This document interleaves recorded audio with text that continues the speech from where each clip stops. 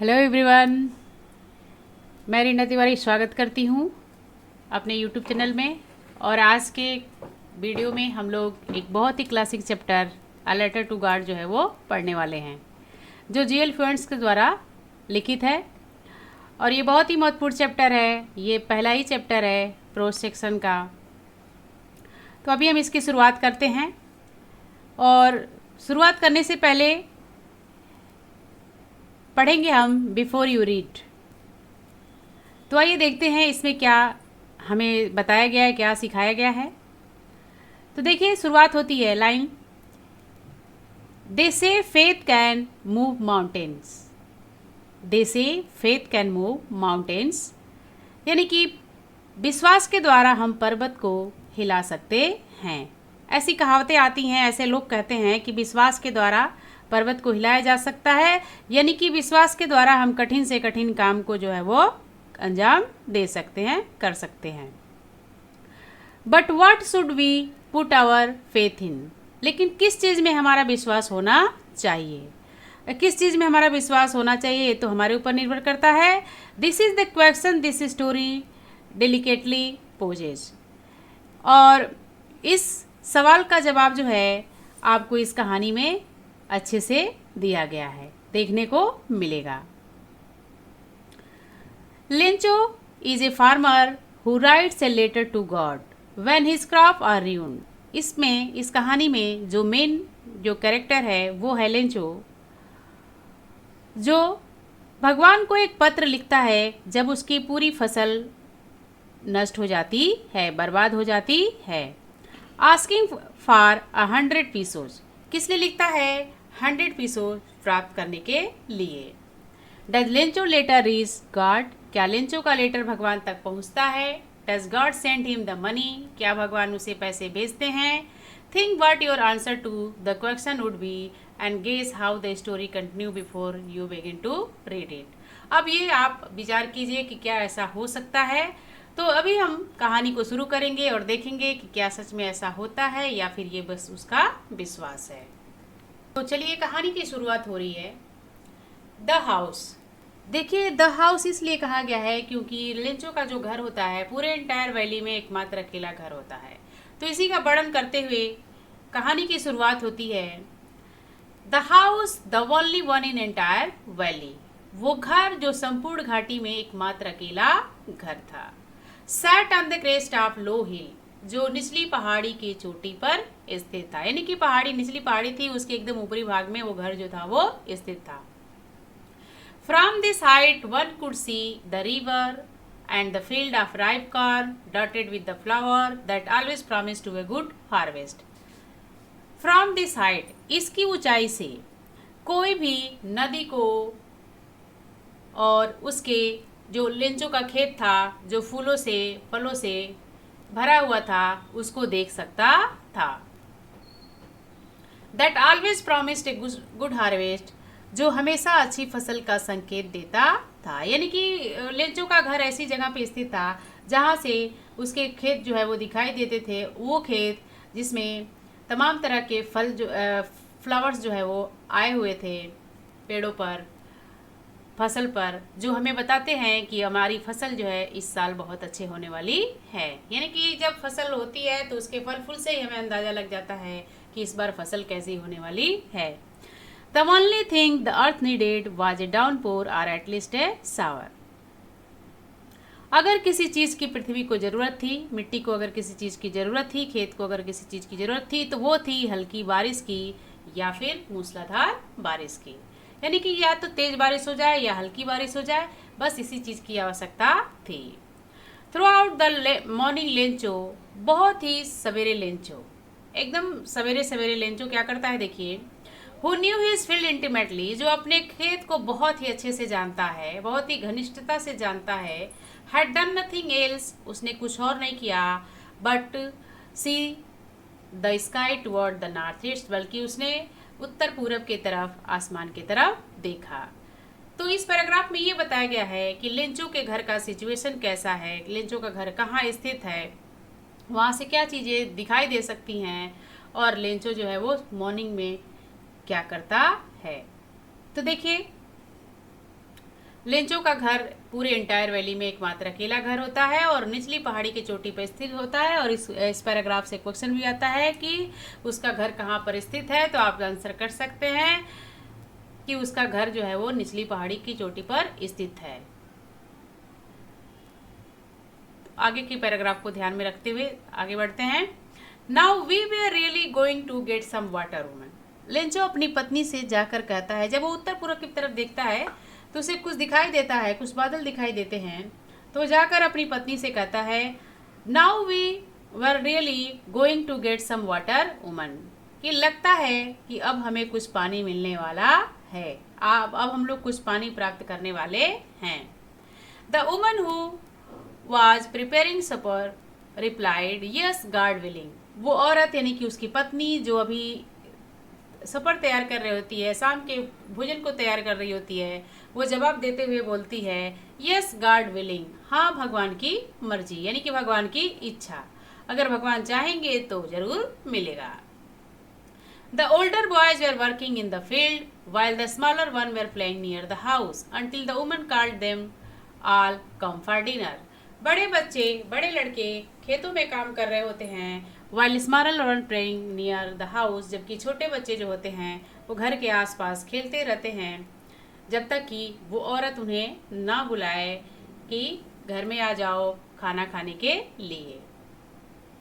It was during the meal that, ये खाने का समय ही था जब वो लोग खाना खा रहे थे, मील टाइम में ही, जैसा कि लेंचो हैड प्रेडिक्टेड, जैसा कि लेंचो ने पहले ही बोल दिया था। प्रेडिक्टेड मतलब होता है फोरकास्ट, यानी किसी बात को पहले ही बोल देना, भविष्यवाणी कर देना। Big drop of rain began to fall, तो बड़ी बड़ी बारिश की बूंदें गिरनी शुरू हो गई। अभी जैसा कि लेंचो ने पहले ही बोला था, उसी समय मिल टाइम में और उसी समय बड़े बड़े बादल के बूंद जो है वो गिरने शुरू हो गए।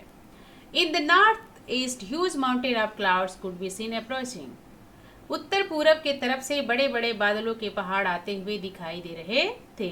उत्तर पूरब के तरफ से बड़े बड़े बादलों के पहाड़ आते हुए दिखाई दे रहे थे।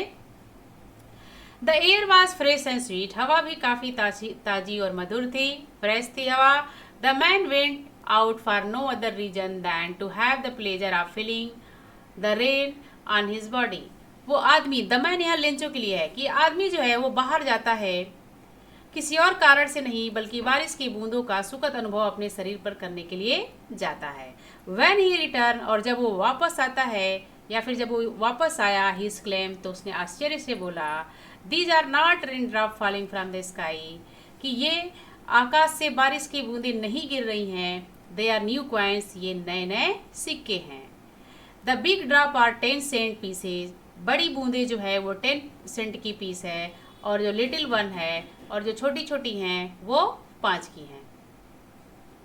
तो इस तरह से इस पैराग्राफ में बताया गया है कि लेंचो जो है वो प्रेडिक्ट करता है, जैसा कि उसने पहले प्रेडिक्ट किया था कि, और ठीक वैसा ही होता है, बड़ी बड़ी बारिश की बूंदें गिरनी शुरू हो जाती हैं और जो है वो जाकर बाहर जो है अपने उस बारिश में भीगकर अपने सुखद अनुभूति को करता है, और आते ही कहता है कि ये आकाश से बारिश की बूंदें नहीं गिर रही हैं, बल्कि ये नए नए सिक्के हैं। इस पैसे से भी क्वेश्चन पूछा जाता है कि लेंचो ने रेनड्रॉप को किस चीज़ से कंपेयर जो है वो किया था, तो उसने न्यू कॉइन से कंपेयर किया था। कैसे किया था? बड़ी बूंदों को उसने 10 पीसेस कहा था और छोटी बूंद को उसने 5 सेंट कहा था। तो नेक्स्ट पैराग्राफ की तरफ बढ़ते हैं आगे। With a satisfied expression he regarded the field of ripe corn with its flower draped in a curtain of rain। बड़े ही संतुष्ट भावना से वो अपनी अभिव्यक्ति को व्यक्त करता है और कहता है कि ये जो है फील्ड जो है वो पके हुए जो कॉर्न फील्ड हैं वो जो है वो कैसे ढक गए हैं? कर्टेन ऑफ रेन, वो बारिश की चादर से ढक गए हैं। But suddenly a strong wind begin to blow, लेकिन अचानक एक तेज हवा बहनी शुरू हो जाती है। Along with the rain, very large hailstone begin to fall। यही नहीं, हवा के साथ साथ बड़े बड़े ओले भी गिरने शुरू हो जाते हैं, यानी कि बारिश भी होती है और बारिश के साथ साथ बड़े बड़े ओले भी गिरने शुरू हो जाते हैं। This truly did resemble new silver coins, और सच में ये चांदी के सिक्के के समान दिख रहे थे। रिजेंबल मतलब होता है लाइक, यानी कि वो एकदम चांदी के सिक्के के समान दिख रहे थे। And the boys exposing themselves to the rain run out of the collect the frozen pearl, और बच्चे जो थे वो बाहर भीगने जाते हैं, बाहर अपने आप को बारिश में खुला छोड़ देते हैं, दौड़ते भागते हैं, किस लिए? Run out to collect the frozen pearl, उन जमी हुई मोतियों को इकट्ठा करने के लिए। यानी कि इस पैराग्राफ में बताया गया है कि with satisfied expression he regarded the field of ripe corn with its flower draped in the curtain of rain. बड़ी संतुष्टि भावना से वो संबोधित करते हुए कहता है कि उसका जो खेत है वो बारिश के चादर से ढक गया है। और इस तरह से वो तुलना जो है वो करता है सिल्वर कॉइन से। इस बार इस पैराग्राफ में उसने तुलना की है। जब ओले गिरने लगते हैं तो उसने कहा कि this truly did resemble new silver coins, की ये सच में नए चांदी के सिक्के के समान है। और द बॉय, जो बच्चे होते हैं, लड़के होते हैं, वो बाहर जाते हैं, खुले में जाते हैं, दौड़ते हैं और उस फ्रोजन फल यानी कि उस जमी हुई मोती को फ्रोजन फल से तुलना करता है उस हेल का। तो इस तरह से वो आगे जो है वो अपनी बात को रखता है। तो देखिए आगे के पैराग्राफ में वो क्या संबोधित करते हुए कहता है, it is really getting bad now, it is really getting bad now exclaim the man. उस व्यक्ति ने कहा, उस आदमी ने कहा, यानी कि लेंचो ने कहा कि अब सच में बहुत ही बुरा हो रहा है, अब सच में बहुत ही बुरा हो रहा है। I hope it pass quickly, और मैं आशा करता हूँ कि ये जल्द ही बीत जाएगा। It did not pass quickly, लेकिन ये जल्दी बीता नहीं। For an hour the hail rain on the house, the garden, the hill side, the cornfield, on the whole valley. पूरे 1 घंटे तक ओले बरसते रहे घर पे, पहाड़ी पे और उसके मक्के के खेत में, फसल में, and all the whole valley, और पूरी घाटियों में। The field was white as it covered with salt, खेत ऐसे सफ़ेद हो गया है मानो वो नमक से ढक गया हो। Not a leaf remain on the tree, एक भी पत्ती पेड़ पर नहीं बची थी। The corn was totally destroyed, फसल पूरा नष्ट हो गया था। And the flower were gone from the plants, और प्लांट से फ्लावर भी गायब हो गए थे। Lencho soul was filled with sadness, Lencho का मन दुखी हो गया था, लेंचो का आत्मा दुख से भर गया था। And when the storm had passed, और जब तूफान बीत गया, he stood in the middle of the field, तो वो खेत के बीचों बीच खड़ा हुआ। And said to his son, और अपने बच्चों से कहा। क्या कहा उसको जानने से पहले एक बार और देख लीजिए कि लेंचो जो है वो दुखी हो जाता है जब देर तक बारिश होती है, तो कहता है it is really getting bad now, कि अब तो बहुत बुरा होने जा रहा है, बहुत बुरा हो रहा है, आशा है कि ये जल्दी बीत जाएगा। यानी कि जो तूफान आ रहा है, जो ओले पड़ रहे हैं लगातार घंटों से, अब ये बीत जल्दी जाए। लेकिन जल्दी बीतता नहीं है। डिड नॉट पास क्विकली, ये जल्दी बीतता नहीं है। 1 घंटे तक ओले बरसते हैं घर पे, पहाड़ों पे, बागीचे में, फसल में। और इस तरह से वो बोलता है the field was white as it cover with salt, की खेत तो मानो ऐसे सफ़ेद हो गया हो जैसे कि वो नमक से ढक गया हो। और पेड़ों पर एक भी पत्ती नहीं बची थी, और पूरा कॉर्न जो है, पूरा फसल जो है नुकसान हो गया था, बर्बाद हो गया था। और पेड़ों से, पौधों से फूल भी गायब हो गए थे। लेंचो का मन दुखी हो गया था। और जब तूफान बीत गया तो खेत के बीच में खड़ा होता है और सेड टू हिज सन, अपने बच्चों से कहता है, have lived more than this. वो बोलता है कि अगर कीड़े लगते खेतों में तो जरूर इससे कुछ ज़्यादा बच जाता। वो बोलना ये चाहता है कि जब भी किसी फसल में कीड़े लगते हैं तो कुछ न कुछ हमें अनाज मिल जाता है, लेकिन यहाँ पर वो बोलता है आगे, the hail has left nothing, लेकिन ओले ने तो कुछ भी छोड़ा नहीं। वो ये कहना चाहता है कि अगर फसल में कीड़े पड़ते हैं तो कुछ न कुछ फसल ज़रूर हमें मिल जाती है, कुछ अच्छी चीज़ें ज़रूर मिल जाती हैं। The hail has left nothing, लेकिन ओले ने तो कुछ भी नहीं छोड़ा। This year we will have no corn, इस वर्ष हम लोगों का फसल नहीं होगा। That night was a sorrowful one, सच में वो रात बहुत ही कष्ट से भरी हुई थी। All our work for nothing, पूरा हमारा सारा मेहनत जो है वो व्यर्थ चला गया। And there is no one who can help us, कोई ऐसा नहीं है जो हमारी सहायता कर सके। We will all go hungry this year, इस साल हम सभी भूखे रह जाएंगे। तो इस तरह से ये हमारा पैराग्राफ था आज का। इसके बाद हम लोग अगला पैराग्राफ जो है आगे की वीडियो में पढ़ेंगे। तब तक के लिए goodbye. Thank you very much.